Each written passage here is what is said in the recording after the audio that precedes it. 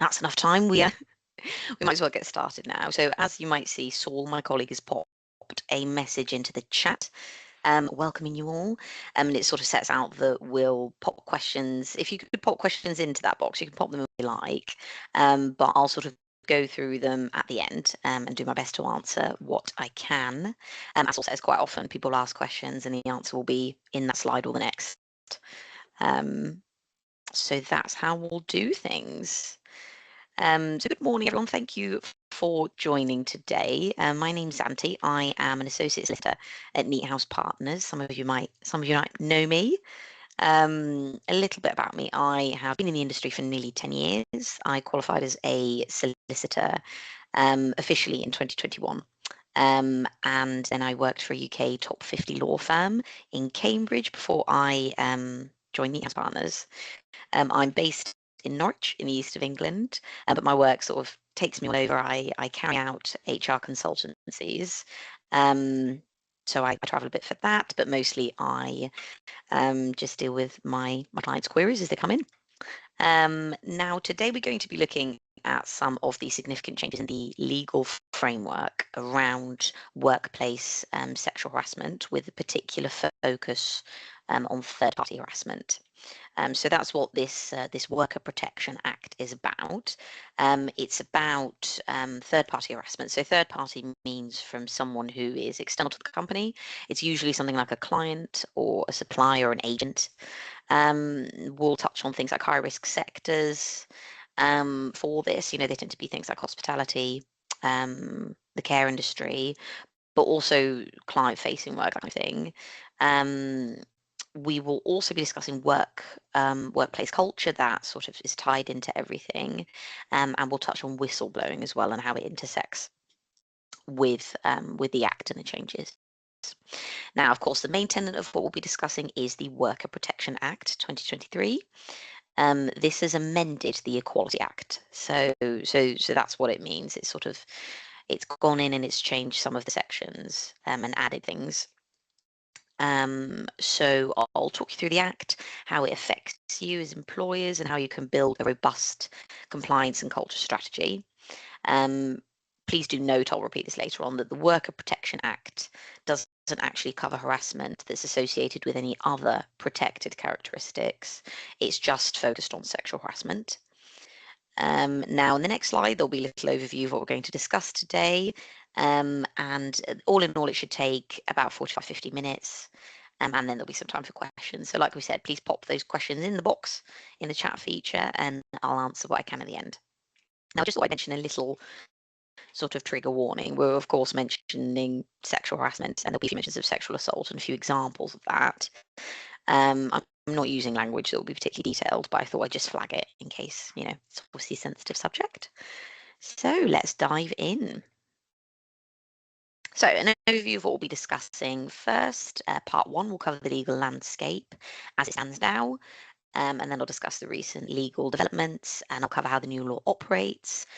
We will also discuss implications and risks for employers and touch on whistleblowing and its significance surrounding these developments. Then part 2 will cover how you can build a robust prevention strategy. We'll discuss reasonable steps that you should be taking and some handy tools for prevention and some common pitfalls along with common red flags. Then part 3 will be a summary of these steps essentially, and I'll show you an action plan that I've molded. So this presentation will be sent to you afterwards, so you can sort of dip in and out if you need to. So why this matters now? Well, firstly, there's been a marked increase in harassment claims, both internally within companies and those that have been reported at the tribunal. Whistleblowing reports are also on the rise, and more employees are raising concerns about things like culture, discrimination, and unsafe environments. Secondly, and very importantly, there is a new legal duty. There's a new law. As we'll discuss, this legislation actually marks one of the most significant updates in over a decade, and it will highlight that a failure to act and take preventative measures can essentially create liability. Then, of course, as members of the public are increasingly aware, when organizations fail to act on misconduct, there's a big backlash. It's not just about legal compliance, but it's about reputation and about culture, especially since the Me Too movement in 2017, which was, of course, a big social movement against workplace-based sexual harassment. It spread very quickly, partially thanks to social media. I mean, it really emphasized employer responsibility in preventing things like sexual harassment. This was then further highlighted in 2024. There was a warning notice that was issued by the Solicitors Regulation Authority, the body that regulates solicitors like myself, and it was a warning notice issued about the fair and appropriate use of non-disclosure agreements. I mean, the message is quite clear from all of this, that obviously employees deserve appropriate protection from sexual harassment. There have been lots of studies, quite concerning studies, and there was one by the Culture Shift, which surveyed over 1,000 business leaders last year and found that 45% were unaware of this upcoming legislation, even though 93% of business leaders recognised barriers to effectively addressing sexual harassment, and that these barriers were quite significant. Hopefully, those stats have changed and people are now more aware of this law as it's actually been implemented. But another really key catalyst to this legislative change was a report by the Women and Equality Select Committee in 2018, and that highlighted the widespread extent of sexual harassment experienced by workers in the UK, particularly women. It revealed that 40% of women had reportedly experienced sexual harassment in the workplace at some point in their careers. And this ranged from things like displays of inappropriate materials or like pornographic materials, all the way to unwelcome jokes or comments, and then all the way to serious assaults. So that's 40% of women. And the report also referenced lots of studies by other groups. The TUC did some research that showed that 80% of women who are sexually harassed in the workplace, who reported in this case that they'd been sexually harassed in this questionnaire, 80% of them had not actually raised it formally with their employers.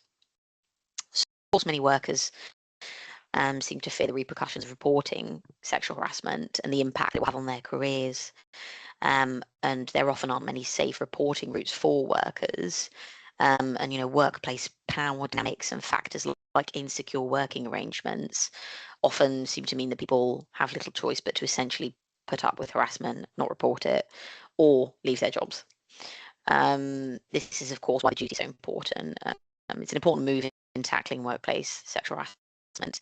And I think it's really important that everyone remembers that just because there hasn't been a reporting of sexual harassment doesn't mean that it isn't there, or that there isn't a culture that could potentially enable it.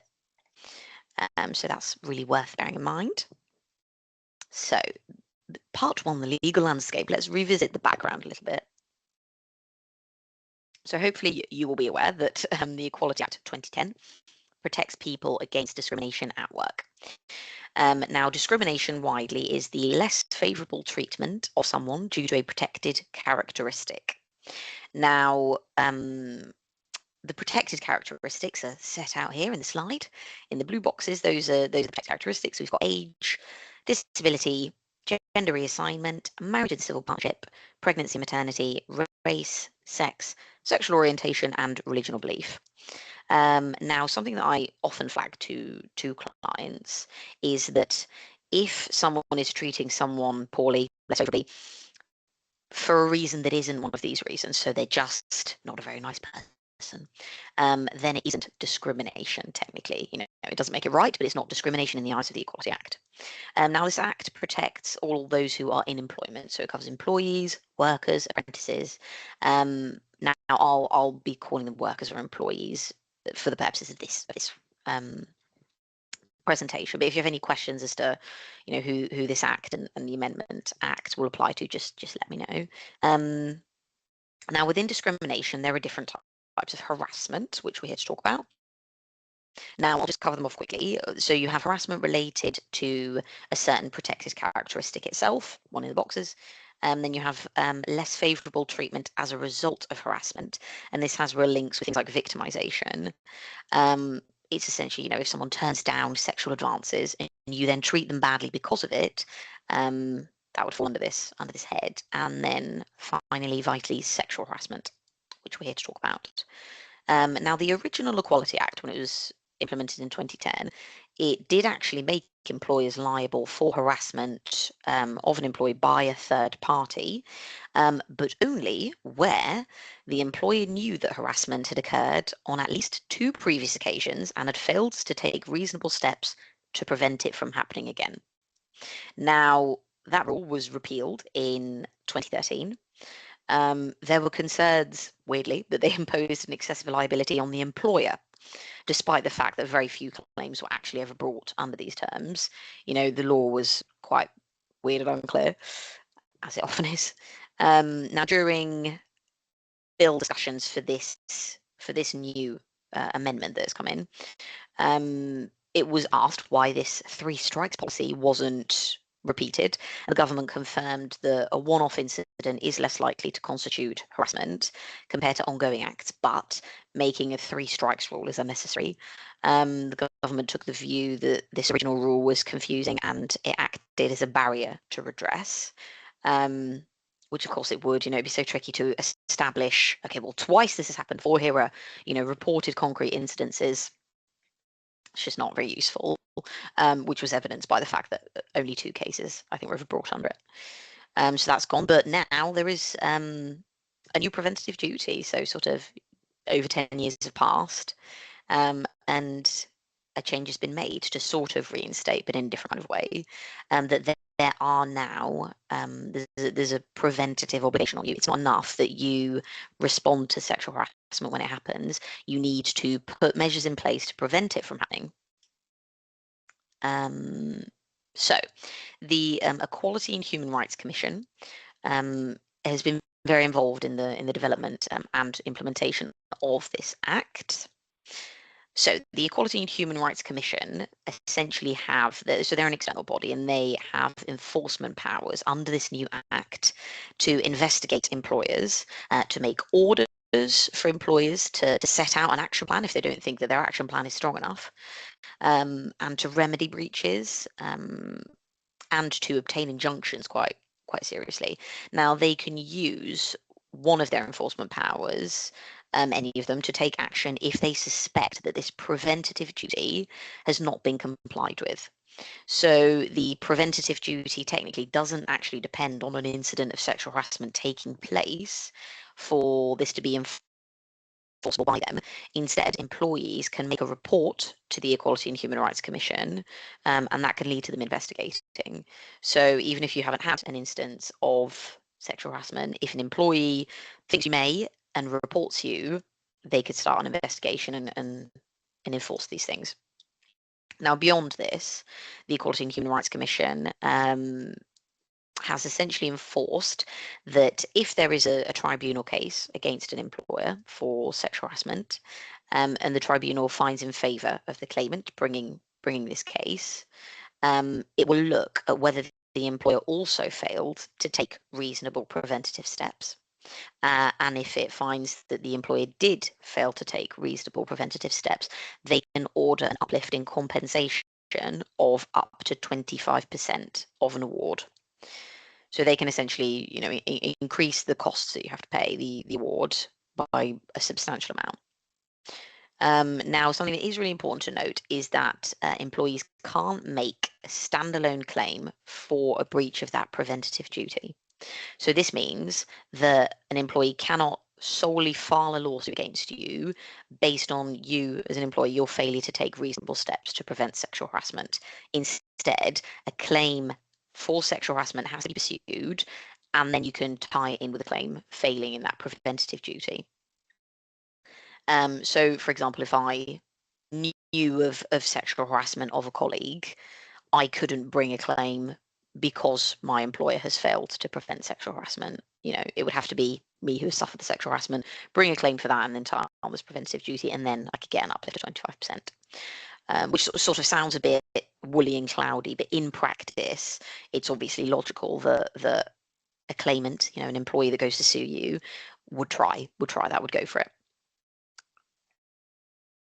Now, the EHRC has updated its technical guidance.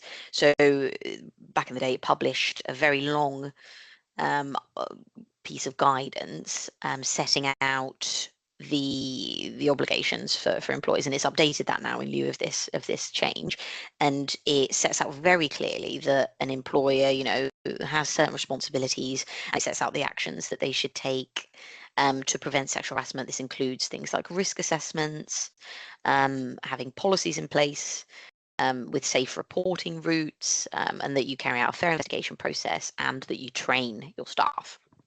So we'll be going through all of these things in the rest of the presentation. But this technical is very lengthy, but it is worth a read. It has some really comprehensive examples in it. So the Worker Protection Act itself, as I said, this amends the Equality Act, so the existing piece of legislation. It came into force on the 26th of October 2024, and it reintroduces this duty to prevent third-party sexual harassment, not just to deal with it once it's reported.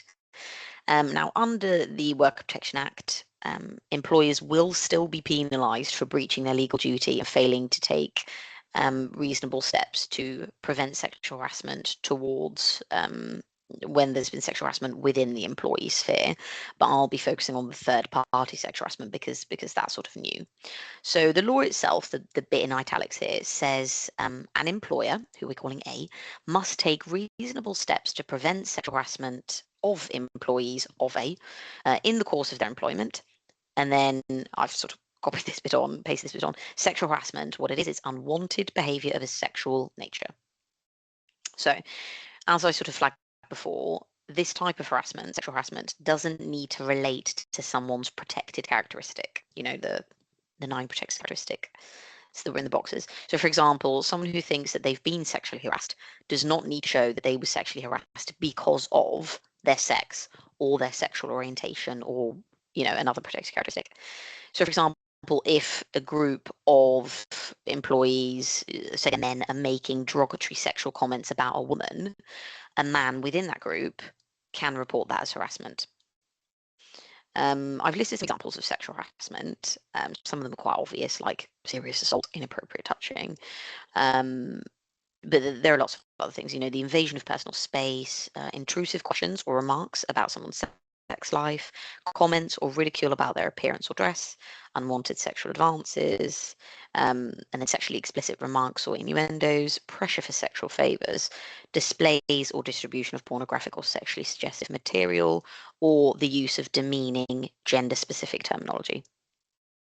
So bear in mind that unwanted sexual conduct can come from any individual of any kind of gender.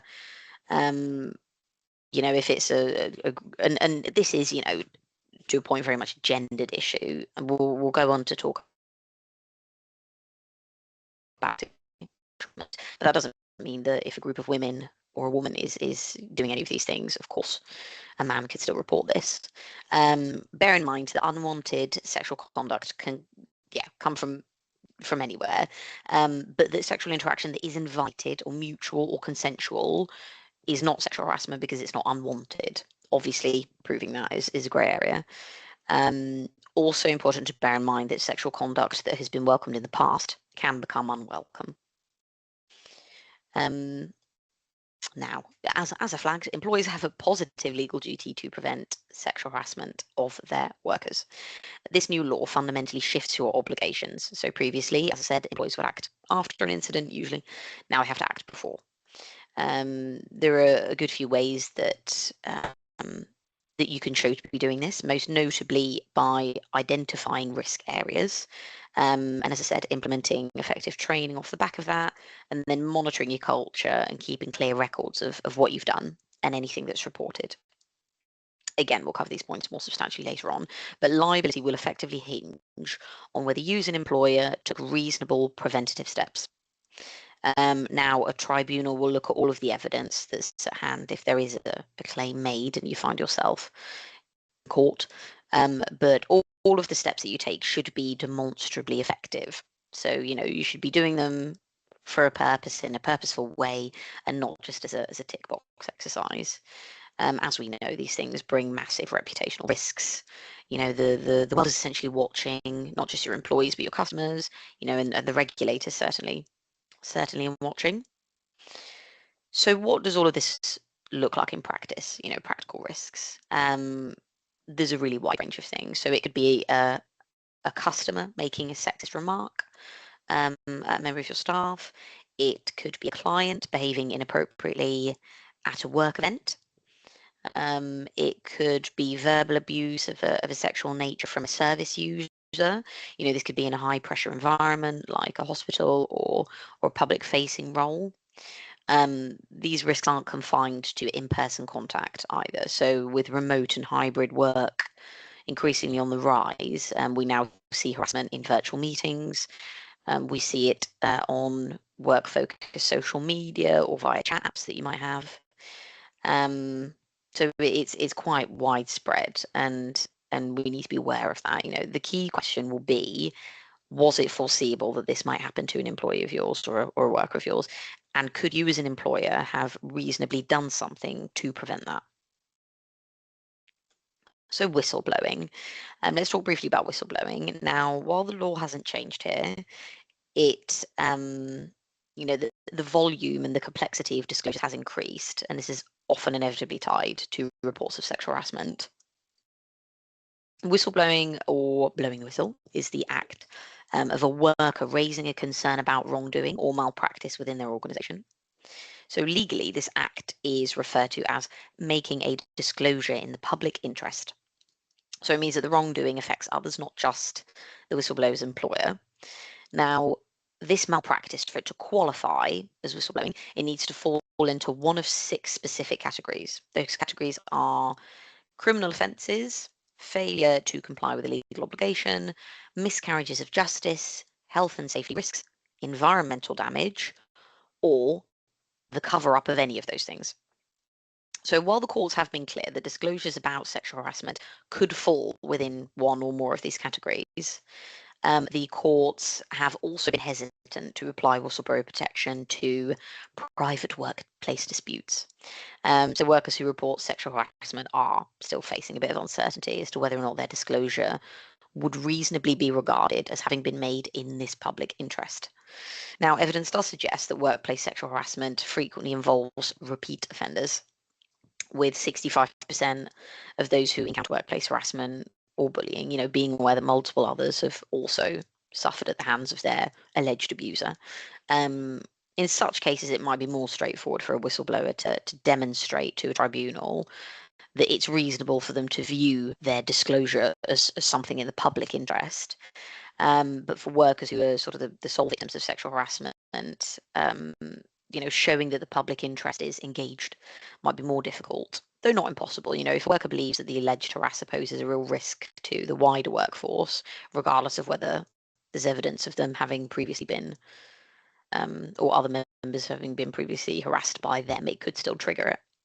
But it's tricky, and that's why the Employment Rights Bill, which is a new bill that's been sort of suggested is being worked on by the new Labour government, it proposes to address this, and it talks about adding a 7th category to these current 6 categories, which will allow workers to blow the whistle on, and that category will be sexual harassment. This would make things easier for victims of sexual harassment to blow the whistle. It creates more of a direct avenue. And as hopefully you might know, whistleblowers are protected by law from unfair treatment or loss of employment, as a result of reporting wrongdoing. So if someone were to report wrongdoing, you were to dismiss them, or even if you think they might report wrongdoing and then dismiss them, if they can show that, then you're in hot water. That would essentially be an unfair dismissal claim. So all these suggestions, send a clear message that sexual harassment is a serious issue, and it reinforces that it should fall squarely within the scope of whistleblowing protection. Hopefully it will encourage more victims to come forward. So again, the main message: employees, they need to treat these disclosures quite seriously, not just legally, but culturally. Moving on to part 2. So 6 pillars of prevention, I have named them. Things that you can do, I guess, or plan to follow to try and stick to your preventative obligation. Point number one, review your policies. Now, ensure that you have clear, formal, accessible, zero tolerance anti-harassment policies in place. Now, you should be drafting these with assistance from your legal professionals. If you're a client of Neat Houses, that's something we can help with. You should make sure that these are well communicated to your staff when they're implemented, so let everyone know that you've changed your handbook. They should outline unacceptable behaviour very clearly, and they should set out how employees can report concerns and the consequences that there are if someone violates this policy. If you don't already have an anti-harassment policy in place, I really do recommend you get one. You get one put in place. 2, reporting routes, make sure they're safe and accessible. Make sure your organisation has clear, confidential channels for employees to report incidences, and make sure that these go beyond the line manager, because quite often line managers can be involved, or people might not feel comfortable speaking to their line managers. You want to establish a clear and confidential system for employees to report any incidences of sexual harassment. So we recommend multiple reporting routes, like we said, maybe online reporting tools, or having a dedicated member of management that people can go and talk to. Someone who perhaps is not very present in the day-to-day workings of staff, so that they feel comfortable that this is, an independent person. It's really important that you take all complaints seriously, and that you ensure that every issue raised is investigated fairly, impartially, promptly. And you want to follow your established procedures that you set out in your policies. So it's really important to maintain confidentiality throughout this entire process. You want to protect the identities of the complainant and also of the alleged perpetrator, for GDPR purposes, of course. It's also important that when you're drafting policies, you want to get together a group of people who are aware of what actually goes down on the ground. If you just sort of draft these things at HR level, it can be argued that you're not taking people's, workers' views into account. So, I mean, if you look at this nice little triangle, consult with workers. Policies impact them the most. Workers know their roles best and they know the risks. So do consult. Now, point 3, targeted training. Another really, really important thing. Targeted training and risk assessments is probably the very minimum that you should be doing to be meeting this new obligation you have.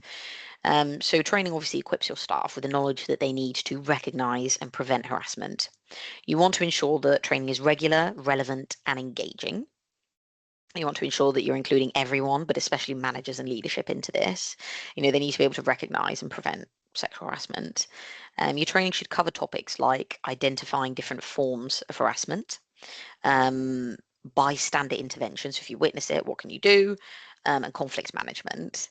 You want to use these training sessions to create an open discussion about harassment. You want to allow your employees to ask questions, and you want to encourage them to come to you with suggestions for improvement, potential improvement of your policies. You should be conducting refresher training quite regularly to ensure that there's, an ongoing awareness and understanding of these things. 4, you want to foster leadership accountability. It's really important that you establish clear objectives and you ensure accountability at every level of the organization, especially at the top.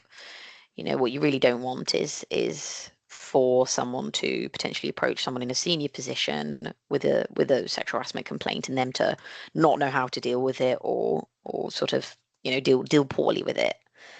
So 5, you want to challenge ingrained behaviors and create enhanced psychological safety.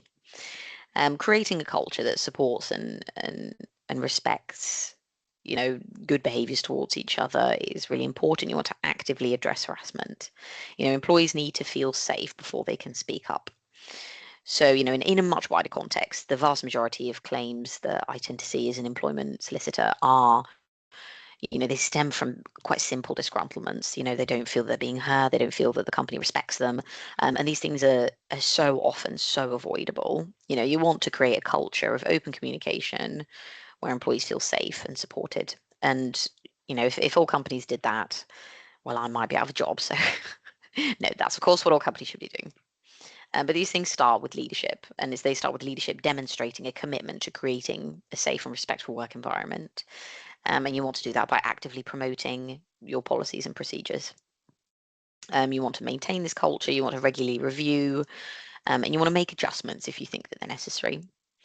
It can be really useful to encourage feedback from employees in all departments, at all levels, to gain a real understanding of how your policies affect them.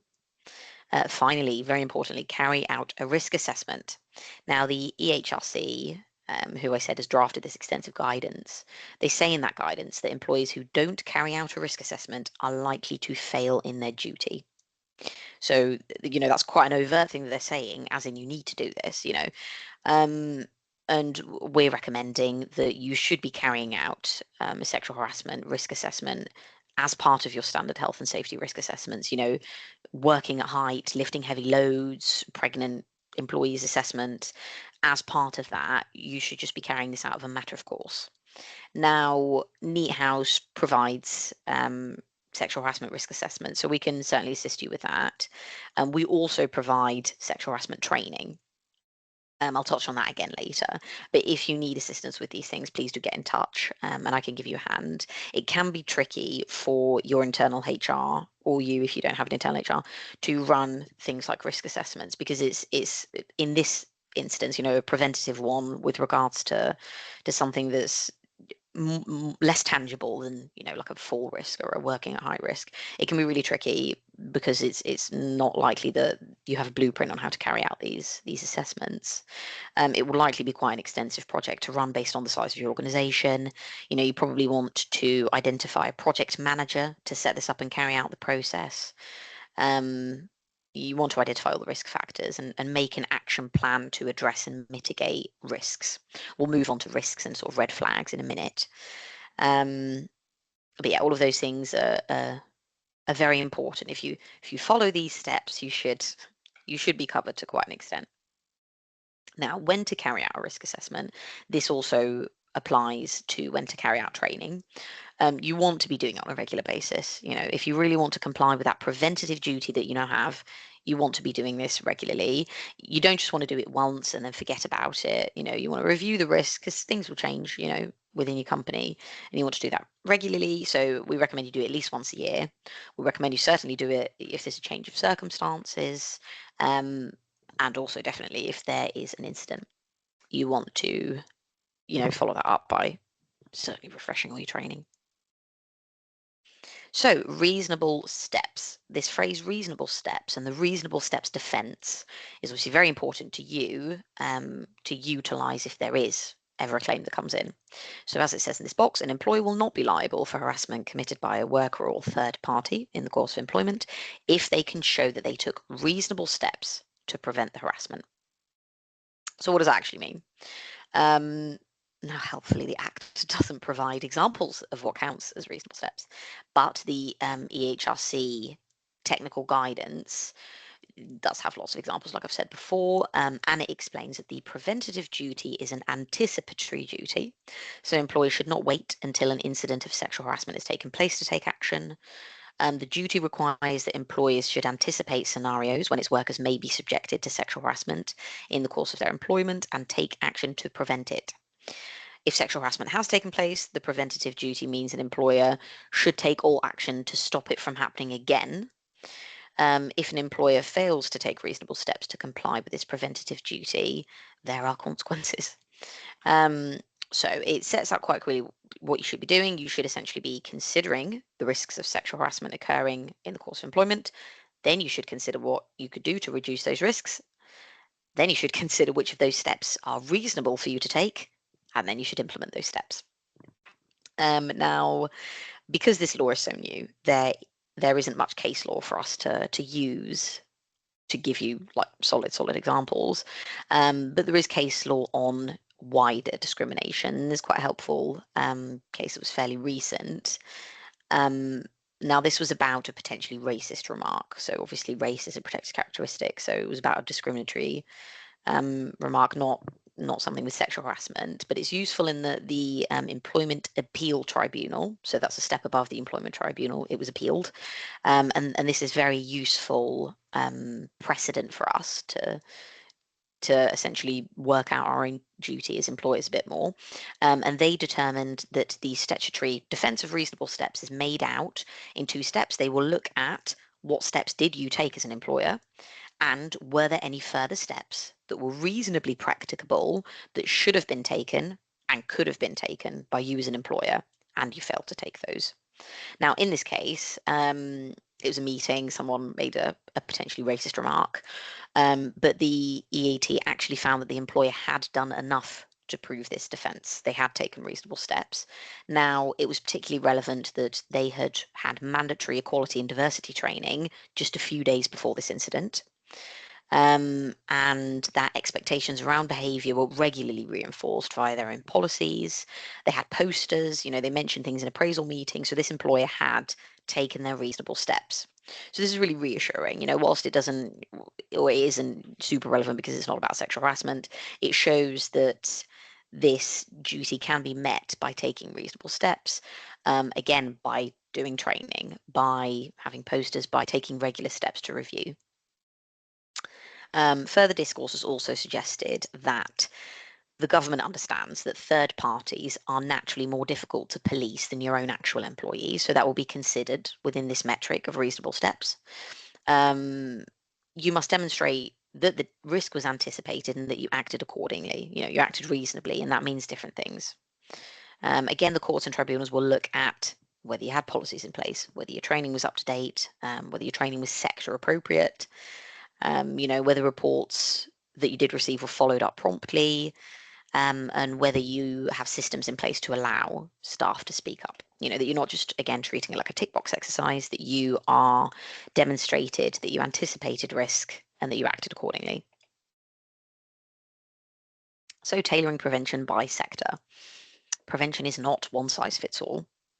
And if you have, like a good training principal or someone coming in to carry out external training, like we might, we'll bear that in mind.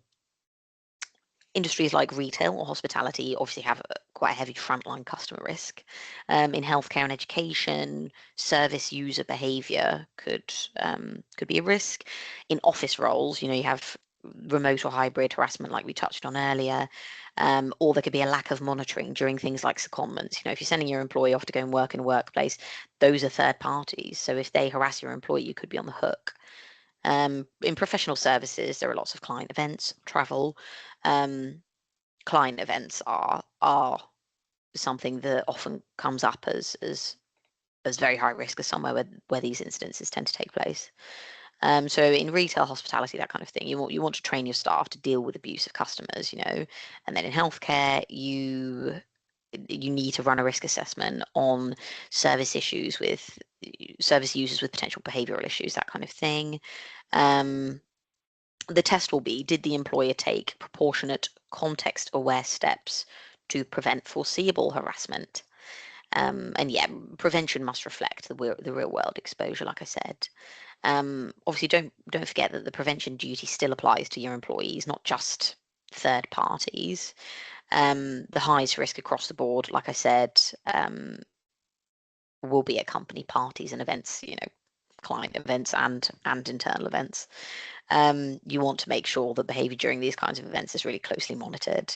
As an employment solicitor, the period after Christmas, December, Christmas parties are always a very busy time. So be really aware of that. There's some research by the TUC that shows that overwhelmingly women are targets of sexual harassment.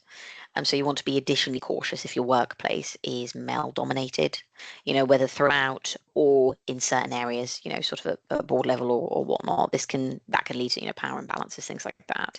But that's a real risk factor. Building psychological safety. So, workplace culture is critical. It's a really critical and often overlooked aspect of culture. Psychological safety in itself. And like I said, you want to foster this. You want to make sure that people feel safe to speak up, report issues, challenge behaviours without fear of reprisal or exclusion or something else negative. Organisations that build this kind of culture don't just prevent, legal claims. They don't just benefit from a lack of being sued. They benefit from lots of different things: innovation, better collaboration within groups, stronger retention as well, certainly. This requires modelling from leadership. Once again, you want to ensure that relevant staff members are trained and they're approachable. It's not just about niceness, it's about trust from your staff. And as I said earlier, this is really the best tool for preventing claims of any kind, making sure that your staff feel comfortable. Now, some red flags to watch out for. I bullet pointed it with red flags to be as clear as possible. High team turnover can be a red flag. Customer facing duties is something to bear in mind. As we said, you have very little control over your customers, but you'll want to make sure that if this is the kind of environment that your staff are working in, that you are making it clear there are posters, there are warnings, treat our staff with respect. A lack of diversity in the workplace has been shown to be a risk factor. As well as absences due to workplace stress. Of course, I would like to think that if you've got an employee off for workplace stress, that you investigate that, whatever the cause. Unspoken issues or informal complaints, like we said, 80% of women who say they've been sexually harassed haven't spoken up and made a report. Toxic humour and exclusion. I think it's sort of tricky to pinpoint this, but I think quite often managers are aware of it, and that is certainly a risk factor. Low engagement or silence in surveys is something that we see quite often. Again, people treating things like a tick box exercise, but realizing when they get surveys or things back that people haven't engaged with it much. If they have, maybe they've just ticked the same kind of boxes or gone strongly in the middle of what they could be doing when expressing their opinions. That is a risk factor. Small teams who work in isolation, a risk factor because of a lack of accountability potentially. Clients or customers who are vulnerable or likely to be under the influence of anything. So again, the care sector and the hospitality sector, quite high risk, especially if you're working in a pub or a restaurant, and again with that you tend to have workers who have sort of less secure worker contracts. So say they're on a 0 hours contract, and they tend to be workers who are younger, often in the hospitality sector, who are women. So those are all, red flags, high risk things that we need to be taking into account for risk assessments. Again, attendance at events outside the usual working environment, like conferences or social events, and workplace demographic, like I said, if you have a predominantly male workforce, or predominantly older workforce who tend to be less liberal, less aware of social movements of these, you need to bear that in mind. Now, these are red flags, as you see. They indicate risk, and these risks are the things that you need to be bearing in mind for your assessments, for your policies. You need to be identifying risk factors and then highlighting consequences that might come from this, and then set out the steps that you're going to take to mitigate these factors. Yeah, that's what you need to do. Now, very importantly, the government did clarify that employers, like I said, they can only do what's reasonable. So the steps that an employer can reasonably take in respect of a third party will be more limited than those that you can take for your own employees. And this will be taken into account by the Employment Tribunal. Employers are not expected to have a magic wand, and stop all harassment from ever occurring to their employees. And employees won't be penalised for failing to take, unworkable or impractical steps that don't work for their business. Part 3, your action plan. Now, this does sort of repeat the pillars, but essentially what you want to be doing, your 5 steps: audit, engage, update, implement, and review. You want to be auditing your current policies, your training structure, your culture if necessary. You want to engage your leaders. You want to make sure that they understand their responsibilities and can communicate those appropriately to your staff. You want to update your reporting channels and your policies. And again, risk assessments, risk assessments, risk assessments. Implement, you want to implement training. Again, training, training, training. You want to make sure that it's relevant and regular. And then review, you want to periodically review all of this. You want to really embed it into your company culture, and you want to make it part of your normal operations. It's really important that you remember that prevention of such a wide issue is not one event. It's not one training session. It's a process. It takes a while, and it's changeable. Legal risk management. Now, of course, as much as I'm sure we all care about the wellness of our employees, legal risk management is obviously very important. So if we talk about this all from a legal defensibility perspective, as I said, tribunals will want to see proof that you have taken reasonable steps. So that means keeping detailed records. You want to maintain evidence of your actions. So of your training sessions, of your risk assessments, of your policies. You want to show that your training was targeted and repeated. You want to document responses that you took with regards to reports that you received.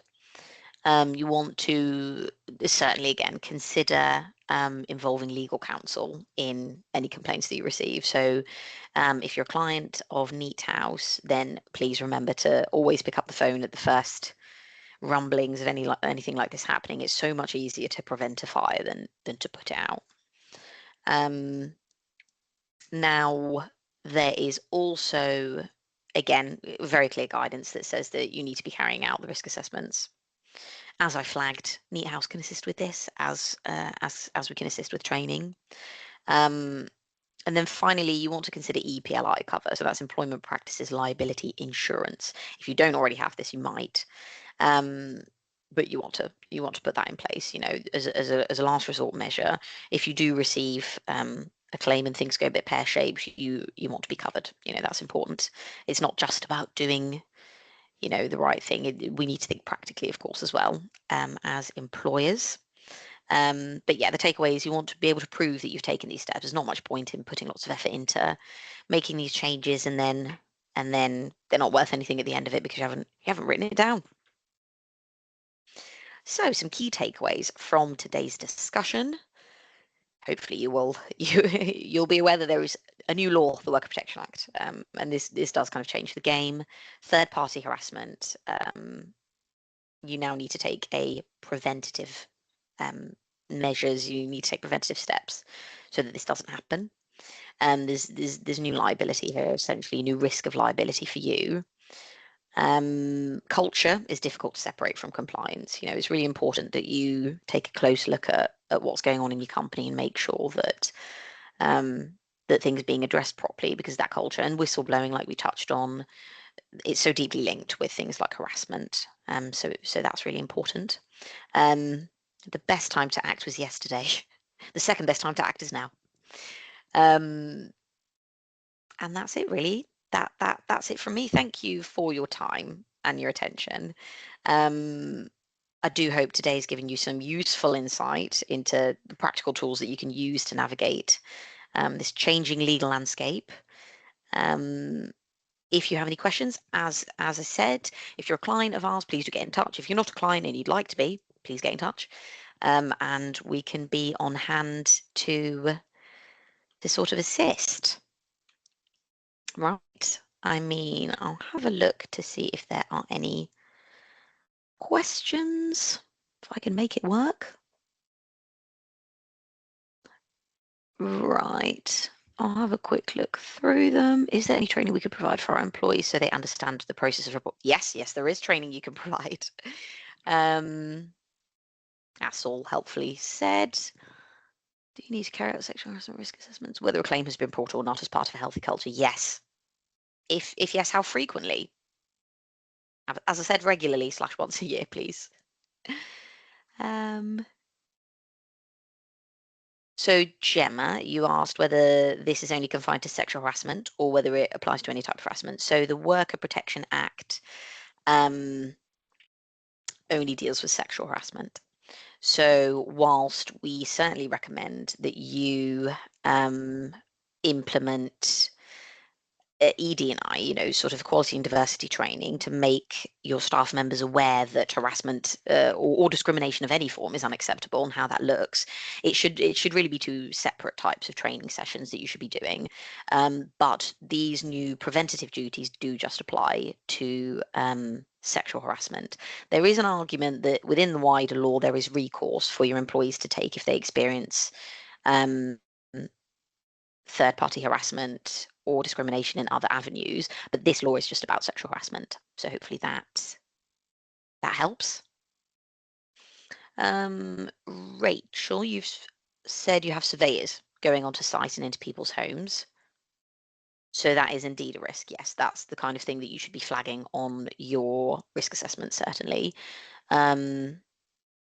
Yeah, they're going onto sites, so they could face sexual harassment there.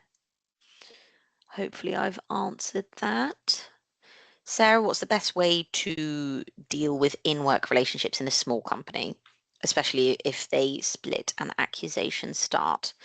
Um, so it can be very tricky. This is a very nuanced question, I feel. If there is, Sarah, if there's anything specific that you want to discuss, please do get in touch. But what is the best way to deal with working relationships in a small company? I mean, I think that it's important to follow all the steps that we've outlined to make sure that your staff members are aware of what's acceptable, what's not, how to report things if there are problems. But it can be tricky, and of course it's tricky. This is all very tricky and nuanced in a small company. But if there is something that has happened before, make sure that you learn from that and take appropriate steps to address that. Um, so hopefully that sort of answers your question. And then finally, a question about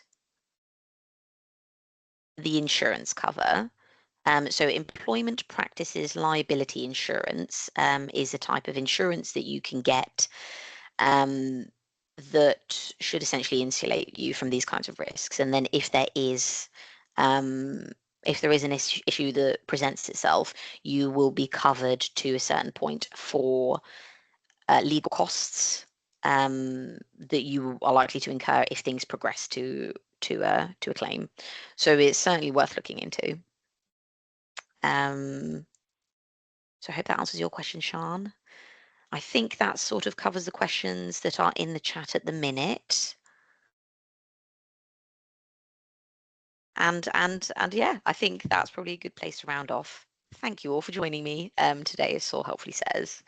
So, Zanthe was brilliant. Thanks, Saul. I hope you all agree and you weren't too bored.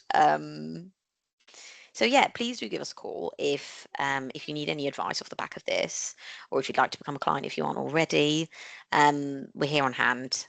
Let us know if you need anything. Thank you, guys. Thanks for your time.